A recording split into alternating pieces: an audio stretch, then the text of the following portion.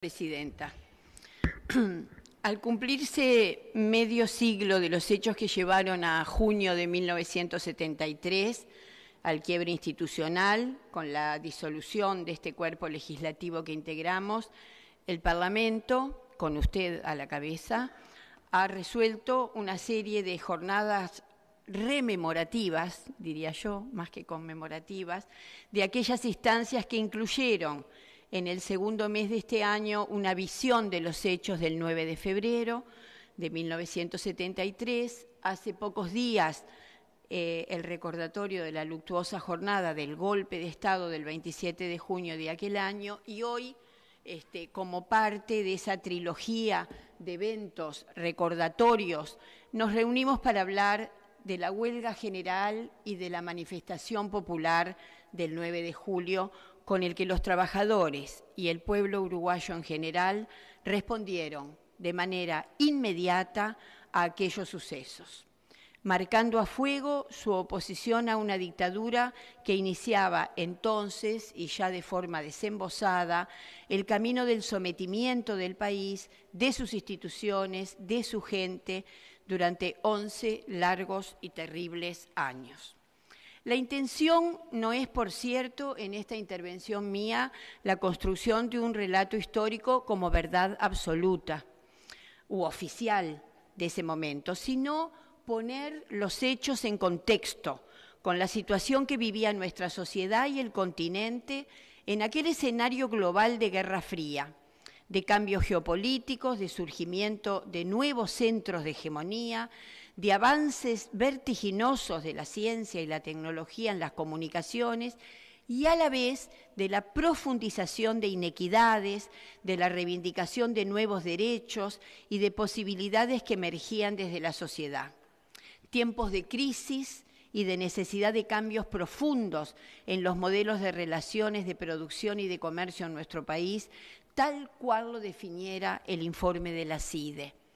Vuelvo a repetir aquí, para mí, un documento fantástico, de descontento social, de episodios de corrupción, de quiebres bancarios, de violencia, de mano dura del arriba y de protesta social desde el abajo, de migración económica y política, de nuevos intereses y de viejos interesados, y por qué no también de desconformidad con la caduca estructura de los partidos políticos, tiempo de negociación que aún con diferencias tal vez en la identificación de las causas, delinea el estado de nuestra sociedad en aquel momento histórico de nuestra historia. Aunque suene a paradoja, quizás el único aspecto realmente resuelto de aquel aquelarre institucional era precisamente el, abro comillas, argumento de la acción armada de los Tupamaros, definitivamente derrotados desde finales del año anterior. Nuestra intención tampoco es juzgar conductas, no es nuestro rol, pero sí lo es el intentar entender qué es lo que nos pasó. ¿Por qué y cómo fue que pasó? Extraer conclusiones que nos permitan entender, y como decía el general Sereñi, para poder seguir profundizando en el camino de esta asignatura colectiva que todos hemos definido contribuir al nunca más dictadura y al por siempre democracia. La resolución de ocupar los lugares de trabajo y de iniciar la paralización total de las actividades fue largamente discutida por los sindicatos y tomada en un plenario realizada en 1964, 9 años antes del golpe de Estado. Aclaró, años luego, el entonces dirigente de la CNT, Héctor Rodríguez, acerca de los antecedentes de la medida. Téngase en cuenta que el Frente Amplio recién se constituyó en febrero de 1971. Es así entonces que desde mediados de la década de los 60 y antes aún, la alternativa de un quiebre institucional en el país era una circunstancia fuertemente inducida en el pensamiento colectivo de la sociedad. Aún resonaba en los oídos de la gente la frase del consejero Benito Nardone, comillas, si el gobierno no sabe hacerse respetar, que lo diga, para que las Fuerzas Armadas tomen el gobierno, que los civiles no saben representar. Cierro comillas. Las noticias sobre reuniones clandestinas con bucecas de por medio entre civiles y militares, seguidas de los correspondientes desmentidos, así como recurrentes rumores de golpes de Estado y potenciales golpistas, fueron el caldo periodístico de aquel diseño que concurría a generar un escenario de temor en la ciudadanía, funcional al esquema gobernante de mano dura, de militarización, de medidas prontas de seguridad y, por si algo faltaba, la amenaza de invasión desde Brasil para el caso de que el Frente Amplio hubiera ganado las elecciones nacionales en 1971, completaban el escenario. No es de extrañar, entonces, que en el estatuto de la CNT se diera a constituirse como un órgano coordinador en 1964, se estipulara a título de excepción que en caso de ataque grave a las libertades públicas, las autoridades de la CNT quedaban facultadas para declarar paro automáticamente e incluso la huelga general, disposición que se ratificó en los congresos posteriores de la Central Sindical y que explican que el 27 de junio del 73, a las 6 de la mañana, la gente tomó conciencia de la medida y aún antes de que se emitiera el comunicado de la CNT convocando a la huelga y a la ocupación, los trabajadores ya estaban llevando adelante la resolución tomada en 1964. Al mediodía del martes 26 de junio de 1973, la dirección de la CNT ya tenía confirmación de que se produciría el golpe de Estado. En la noche de ese día se alertó en forma inmediata a los sindicalistas y por la noche se reunió en el Sindicato del Vidrio para anunciar públicamente el inicio de la huelga general. Allí, en la madrugada de ese 27, el Secretariado Ejecutivo de la CNT elaboró el primer documento obrero a la respuesta del golpe de Estado. La redacción del mismo, en lo fundamental, pertenece al compañero Gerardo Cuesta. El texto, que comenzó a circular públicamente desde las 11 de aquella mañana, contiene una extensa descripción de la crítica situación que padecía el país, las razones de la misma, para concluir con un llamamiento de la CNT a la clase obrera y al pueblo uruguayo. La CNT decía: una nueva y grave crisis institucional acaba de abatirse sobre la República. Se anuncia la disolución del Parlamento Nacional. Nada menos que Bordaberry, expresión de los intereses del gran latifundio, enemigo de los trabajadores y del pueblo, encabezará un golpe contra el Parlamento que, enfrentado a sus últimos desbordes, que ha sido caja de resonancia, decían, de este Parlamento, de nuestro pueblo, al verdadero dilema y a los verdaderos problemas que afrontaba la República. Ante la gravedad de los acontecimientos, la CNT llama a los trabajadores al cumplimiento de la resolución de su Congreso. Por salario, por libertades, por soluciones, por la unión del pueblo uruguayo contra la rosca oligárquica, por el respeto de las decisiones populares, a ocupar las fábricas, a mantener la asamblea, el alerta de todo el movimiento sindical y el cumplimiento disciplinado de las decisiones de la CNT. Y de ahí en más, las ocupaciones de las fábricas, de las dependencias bancarias, de los centros de estudios en Montevideo y en el interior del país, fueron la constante. En Florida, en Las Piedras, en Castillo, en Paysandú, en Minas, en Dolores, en Freiventos, en Tacuarembó, en Mercedes, en Artigas, en San José, en Colonia. Ese mismo miércoles, el ministro del Interior, coronel Néstor Volentini, inicia contactos con la CNT para negociar la finalización de la huelga, en el entendido de que se estaba ante una situación extrema, con vigencia transitoria, y que no era posible conducir al país sin el concurso de la clase trabajadora. La respuesta de la central sindical fueron definiciones concretas en lo inmediato de 5 puntos. La reiteración de las plenas garantías para la actividad sindical y política, el restablecimiento de todos los derechos constitucionales, las medidas inmediatas de saneamiento económico, cuyas prioridades ya había expuesto el documento del mes de abril de la CNT, la recuperación del poder adquisitivo de los salarios, sueldos y pasividades, y la erradicación de las bandas fascistas que actuaban impunemente en la enseñanza, en coordinación con docentes, padres y alumnos, de los cambios para la reanudación normal de los cursos. Y firmaba José Delía, como presidente. El 30 de junio, el gobierno da inicio a la operación desalojo de los establecimientos ocupados y dicta el decreto ilegalizando a la CNT, procede al allanamiento de su local central con incautación de sus bienes, donde fueron detenidos más de 100 militantes que se encontraban en el local, y dicta la orden de captura de la plana mayor de sus dirigentes. Efectivos armados a guerra, al mando del coronel Julio Rapella, desalojan la refinería de La Teja. Derriban con una tanqueta la puerta de entrada a la planta y en su recorrido por las distintas secciones van reprimiendo con saña a los 1.200 ocupantes que había en la planta. Es allanada la sede de AEBU, son desalojados por las fuerzas, oficinas, talleres y la playa de estacionamiento de la empresa CUTSA. Una guardia militar permanente impide la reocupación. El domingo 1 de julio fallece Adrián Montañez, obrero textil y dirigente de Alpargatas. En el operativo militar al mando del general Cristi para el desalojo de Funza participan 5 camiones de soldados, 7 tanques, un helicóptero. Vecinos y estudiantes manifiestan su solidaridad con los trabajadores. Desalojos en AMCA, en AMDET, en el Jardín Zoológico, en la Escuela Universitaria de Servicio Social. En Alpargatas, los soldados rompen las luces de salida de la fábrica y obligan a los trabajadores a pasar a través de una doble fila, golpeándolos y apaleándolos con total impunidad. La fábrica será desalojada y reocupada en 5 oportunidades durante la huelga. Amenaza de destitución a bancarios que no se presenten a trabajar.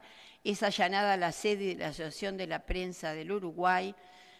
En el sector laboral se han dado las condiciones adecuadas, decía el comunicado de las Fuerzas Armadas, para que en el día de mañana el país reinicie el camino del trabajo. El lunes 2 se desaloja la fábrica BAO en La Teja. Se desalojó por 4ª vez del dique Maguá en el Cerro. Las autoridades policiales impiden la distribución del periódico Acción y secuestran la edición de los diarios bonaerenses La Nación y el Buenos Aires Herald. El martes 8 se apaga la llama de ANCAP y se paraliza el proceso de refinación de combustibles. Los trabajadores de la planta son acusados de sabotaje. El miércoles 4 el gobierno dicta un nuevo decreto habilitando la destitución de los funcionarios estatales que realicen paros o huelgas u otras formas de trabajo irregular en las actividades privadas. Su despido no generará indemnización alguna. Las Fuerzas Armadas requieren la captura de 52 dirigentes de la CNT. El jueves 5 el cilindro municipal es transformado en un centro de reclusión. Los ministerios del Interior y de Trabajo y Seguridad Social promueven la realización de plebiscitos por empresa para resolver la continuidad de la huelga. Familiares de presos políticos, apoyados por religiosos de parroquias de Montevideo, se congregan en la catedral. El Frente Amplio y el Partido Nacional presentan ante la Suprema Corte un recurso de inconstitucional contra los decretos del Poder Ejecutivo del 27 de junio. El viernes 6 se hace un violento desalojo de Vidplan y de Codarbi y es detenido el capitán de navío Omar Murdoch, presidente del directorio del Partido Nacional. El sábado 7 se constituye en Buenos Aires un comité de solidaridad con el pueblo uruguayo y una manifestación por la avenida 18 de julio fue violentamente reprimida por la Guardia Republicana. Muere baleado por la policía el estudiante de la Facultad de Veterinaria Ramón Peré. El domingo 8, las Iglesias Católicas y la Federación de Iglesias Evangélicas expresan su preocupación por la situación que atraviesa el país. Y son detenidos los parlamentarios del Partido Nacional Óscar López Balestra, Miguel Ángel Galán, Luis Lacalle Herrera y Carlos Rodríguez Labruna. Se reúne León Duarte y General Sereñi para evaluar el levantamiento de la huelga. Se produce el sepelio de Ramón Peré. Es fácil decir todo esto, pero hay que ponerse en el clima en el que vivíamos en ese momento.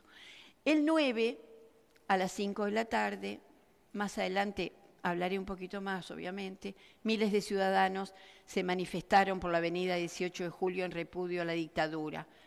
brutalmente reprimidos. Son detenidos Seregni, Licandro, Sufriategui, Montañés, también el dirigente blanco Walter Santoro y cientos de manifestantes fuimos detenidos. Es allanada la sede del diario El Popular.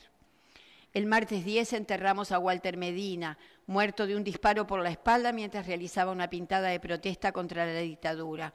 Son clausurados por 10 emisiones los diarios El Popular y Última Hora. El miércoles 11, la mesa representativa de la CNT, reunida en el Sanatorio Impasa, decide el levantamiento de la huelga general.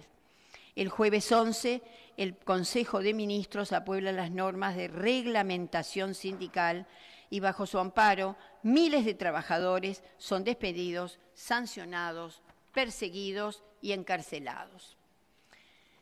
Con la iniciativa de la huelga, los trabajadores definitivamente se transformaron, desde mi punto de vista, en protagonistas de esta historia, como le gustaba decir a Seregni. Fueron la primera fuerza que se lanzó a resistir el embate de la dictadura, de la injerencia militar en los asuntos políticos del Estado, de una dictadura que respondía a un presidente de la República elegido apenas por el 22% de los votos, que gobernaba para un grupo de amigos, entre ellos Juan José Gari, y con el respaldo, sin duda, del sector militar. La resistencia de los trabajadores durante 15 días fue forzando pronunciamientos y los hubo en todos los partidos políticos. Liber Seregni le habló a la militancia del Frente Amplio de apoyar vigorosamente las secciones sindicales y estudiantiles el 28 de junio. La declaración de la Asamblea General del Claustro Universitario decía que la UDELAR, como siempre, consustanciada con la causa popular, acompañará esta ejemplar resistencia al golpe de Estado. La declaración conjunta del Frente Amplio y el Partido Nacional, que decía: ante la ejemplar firmeza con que los trabajadores orientales vienen desarrollando la lucha por las libertades públicas y por sus reivindicaciones específicas, el Partido Nacional y el Frente Amplio declaran su más amplia y fervorosa solidaridad y el apoyo decidido al combate popular en defensa de los intereses del país. 30 de junio de 1973. Declaración de la FEU que reafirma más su tradición de combate, ocupando lugares de estudio y disponiendo las medidas de huelga general. Declaración del Partido Colorado, la lista 15, contra el golpe de Estado, aunque no se ve claramente la solidaridad con la huelga, hubo sectores de la juventud colorada que sí lo hicieron. Muera la dictadura. Los vallistas estamos contra el golpe de Estado y contra la dictadura y nos estamos organizando para derrocarla. Nos uniremos con todos los uruguayos que estén de acuerdo en una salida electoral. Hubo otra declaración del Frente Amplio al pueblo oriental, en donde apoyaba activamente la lucha gremial en defensa de los derechos populares y se solidarizaba con los dirigentes gremiales. Hubo declaraciones del Consejo Directivo Central de la Universidad, del Comité de Resistencia del Partido Nacional, que decía: el Partido Nacional convoca dentro y fuera de sus filas a todos los ciudadanos libres del Uruguay a luchar contra un gobierno nacido por elecciones fraudulentas que ahora intentan perpetuarse por medio de la dictadura. Declaración nuevamente conjunta del Frente Amplio y del Partido Nacional, que se llamó Bases para la salida de la actual situación, con un plan de 6 puntos. Eso fue el 5 de julio del 73. Hubo una declaración de la Iglesia Católica de Montevideo que se llamó Elementos para la Reflexión Cristiana.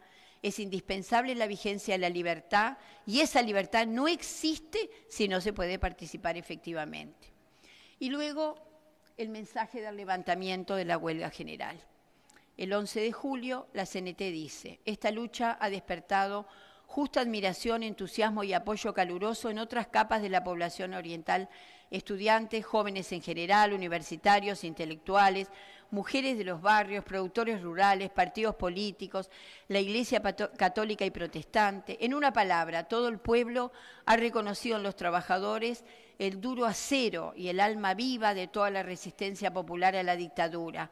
La batalla librada por los trabajadores uruguayos ha tenido una inmensa repercusión en el mundo entero, donde se ha valorado como uno de los más altos ejemplos de la historia de la lucha popular por la libertad, la emancipación nacional y popular. Obviamente, también hubo gente que acompañó el proceso, la Unión Nacional Reeleccionista, la Unión Cívica, Jorge Pacheco Arezzo, la Liga de Acción Ruralista, el Semanario Azul y Blanco, la Unión Nacional de Afiliados, la Confederación Nacional de la Industria de la Construcción, la Asociación de Funcionarios de UTE, que era un sindicato amarillo, la Confederación Uruguaya de Trabajadores, que se llamó la CUT. Finalmente, el plan de ocupación elaborado por la CNT preveía mantener el abastecimiento de los servicios esenciales a la población, agua, luz, combustible, energía. No se plantearon sabotajes ni a los locales, ni a la maquinaria o demás instrumentos de trabajo. Ahí, esa es una fuente del estudio que Álvaro Rico hizo en lo que se llamó después 15 días que estremecieron al Uruguay. Evaluando aquella instancia, el dirigente sindical Dari Mendiondo señalaba: la represión durante los desalojos fue muy dura. En los cuarteles de Camino Maldonado no hubo torturas, pero los compañeros fueron tratados muy severamente. No obstante, las circunstancias fueron endureciéndoles, tal es así que llegó un momento que no se podía aguantar más la huelga. Había varios factores, y dos fundamentales: el hambre y el frío. A su vez, Héctor Rodríguez comentaba: la huelga comienza un miércoles y el sábado siguiente ya se estaban desalojando las fábricas. De ahí que la huelga se extendió durante 15 días y en algunos lugares se llegaron a hacer ocupaciones 6 veces. En consecuencia, las Fuerzas Armadas, que con ese juego de desalojo y vuelta a ocupar no terminaba, concentraron sus esfuerzos en los centros de abastecimiento de combustible y en la puesta en marcha del transporte colectivo como un elemento de quiebre de la huelga. Con la detención de varios dirigentes, algunos circuitos de comunicación empezaron a quedar interrumpidos y se hizo difícil mantener aquella heroica lucha. Las unidades del transporte, los centros de transmisión habían sido ubicados en sus lugares habituales y las Fuerzas Armadas pudieron disponer de los mismos. Era notoria la dificultad para concretar un plan de acción común de los partidos políticos opuestos al golpe, que lamentablemente nunca llegó a concretarse, lo que resulta un factor determinante en la evolución y desarrollo. Y para finalizar, se puede afirmar con total convicción que el impacto de la huelga en la vida política del país contribuyó a que la dictadura naciera aislada de todo respaldo de opinión popular y que además había colocado sobre el escenario de la historia del país a los trabajadores organizados de una manera absolutamente fundamental, haciendo imposible, como lo demostraron los hechos posteriores, el desarrollo de cualquier plan de consolidación democrática nacional sin contar con la participación activa y directa de los trabajadores. No obstante, había sido hasta el momento días de sacrificio, casi 2 semanas en que los salarios dependientes los asalariados dependientes mantuvieron una resistencia ahincada, donde frente a cada desalojo hubo una respuesta, y en las presentes circunstancias, como decía la CNT, la prolongación de la huelga solo llevaría a desgastar nuestras fuerzas y a consolidar al enemigo. Pero el desarrollo de la huelga necesitaba y merecía una expresión popular importante que capitalizara en ese momento políticamente aquel fenomenal esfuerzo de resistencia desplegado. Y por lo tanto, era imprescindible una manifestación ciudadana que aún en la derrota circunstancial ante la prepotencia armada fuera capaz de transmitir una señal ética insoslayable, una huella inequívoca, perdurable, del rechazo ciudadano a la dictadura. Por lo tanto, el día elegido para esa jornada fue el 9 de julio, a lo largo de la avenida 18 de julio. Quedaba por resolver cómo sortear la censura impuesta por el régimen para transmitir la convocatoria de una forma lo más amplia posible. Y si bien el boca a boca o el radio bemba, como se la denominaba comúnmente, fue el método de comunicación utilizado, se hacía necesario una vía comunicacional más amplia. Ante aquel 9 de julio, desde los micrófonos de Radio Sarandí, Rubén Castillo, un conocido director de teatro, escritor, conductor de televisión y muy conocido por su programa Discodromo, recitaba y volvía a recitar El llanto por Ignacio Mejía, de García Lorca. El viento se llevó los algodones a las 5 de la tarde y el óxido sembró cristal y níquel a las 5 de la tarde. Se le había ocurrido la idea de esquivar la prohibición y convocar a la marcha, recitando aquel poema, entre uno y otro un tema musical de su programa, repetía los versos de aquel poema que indefectiblemente concluían en un a las 5 de la tarde. Pero como la vida siempre puede más, y cargando a cuestas nuestros miedos, nuestras incertidumbres, nuestras limitaciones, pero totalmente consustanciados con la responsabilidad y el compromiso que el tiempo histórico nos demandaba, allí desembarcamos. Creo que algunos de los que están aquí también lo hicieron. En aquel mar humano que colmaba la avenida 18 de Julio hasta donde pudimos ver. Jóvenes, veteranos, mujeres, hombres, la voz en cuello, todos reclamando abajo la dictadura, vivando el tiranos temblab del himno o simplemente coreando CNT, unidad. No había banderas partidarias, era simplemente la gente, el pueblo, la de a pie, el vecino, el trabajador, el ama de casa, el comerciante del barrio, el estudiante, el profesional. El fervor contagiaba la emoción y la invadía, y el dolor nos estrujaba el alma. Acabábamos de enterrar a Ramón Peré y nos enterábamos en ese momento de la muerte de Walter Medina, asesinado cobardemente por la espalda mientras pintaba en un muro Consulta Popular. Llegamos a la altura de la calle Río Negro, esta fue mi experiencia, cuando vimos los tanques que subían por la avenida Graciada, hoy Libertador. Se apostaban al costado de la Plaza del Entrevero. También estaban los guanacos, como le llamábamos, lanzaaguas, y varios roperos, supuestamente aguardando a ser llenados con manifestantes detenidos. Pero los primeros en atacar fueron la Guardia Republicana, sedientos de odio. Sabían, repartiendo golpes a diestra y siniestra, invistiendo contra la manifestación en una carga desproporcionada y brutal. Los caballos desparramando a la multitud, sus cascos chispeando sobre el asfalto, la gente corriendo sin control, cayendo, volviendo a levantarse, siendo golpeados en el suelo otros. Nos reagrupamos, puños en alto, volvimos a nuestros cánticos y avanzamos nuevamente. Los fogonazos nos apuntaban directamente, no sabíamos que eran balas de salva. Los tiras infiltrados disparaban sus armas contra nosotros. Y en ese momento, la verdad, presentí lo peor. Pero volvimos a correr. El agua y el gas nos persiguió hasta el boliche de la Plaza Libertad, que no me acuerdo cómo se llamaba, al costado del cine, donde nos refugiamos momentáneamente. A nuestro lado, gente herida, conmocionada, aterrados, echados sobre el piso, intentando desaparecerse de aquella pesadilla. Mucha lágrima, ojos enroquecidos por el gas, por la impotencia, por la bronca. La crónica oficial señala que ese día fueron detenidos 400 compatriotas, entre ellos, como ya dijimos, Sereñi, Licandro, Sufriategui, Montañés y tantos otros. Y que decía el comunicado oficial que había habido solo 4 heridos y 23 contusos, porque las fuerzas del orden solo habían utilizado balas de salva. Lejos de los cantos de sirenas prometidos, la represión no paró ese día. Decenas de miles de trabajadores fuimos perseguidos, destituidos, detenidos, desaparecidos a lo largo de la cruel dictadura de más de 10 años. Nuestros salarios fueron los damnificados de la catástrofe de la tablita, de los negociados de la Operación Conserva, del escándalo de las carteras bancarias, porque la dictadura no solamente reprimió, torturó y desapareció personas y fue el periodo más corrupto de la historia del Uruguay.